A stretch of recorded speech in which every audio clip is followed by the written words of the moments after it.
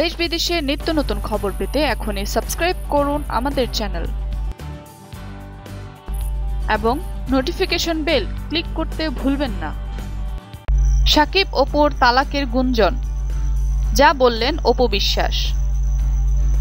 শাকিব খান অপু বিশ্বাস বাংলা চলচ্চিত্রের সফল জুটি।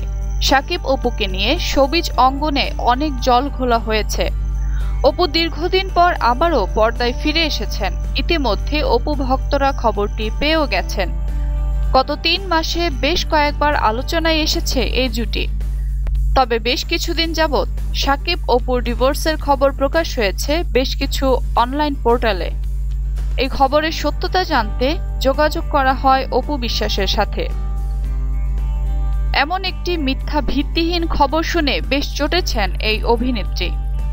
অপু বিশ্বাস বলেন, আমি এমন খবরের তীব্র নিন্দা জানাই, আর সেই সাথে বলবো আপনারা ভিত্তিহীন সংবাদ পরিবেশন বন্ধ করুন।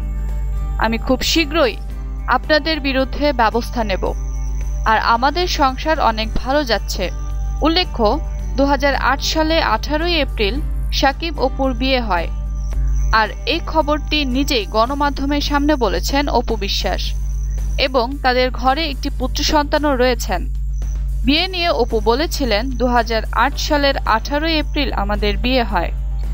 শাকিবের ঢাকার বাসায় এই বিয়ে হয়। পরিবারের কাছের লোকজন সেই বিয়েতে উপস্থিত ছিলেন। বিয়ের সময় তার নাম রাখা হয় অপু ইসলাম খান। ভিডিওটি আপনার ভালো লেগে থাকলে আজই সাবস্ক্রাইব করুন এবং শেয়ার করুন। ধন্যবাদ।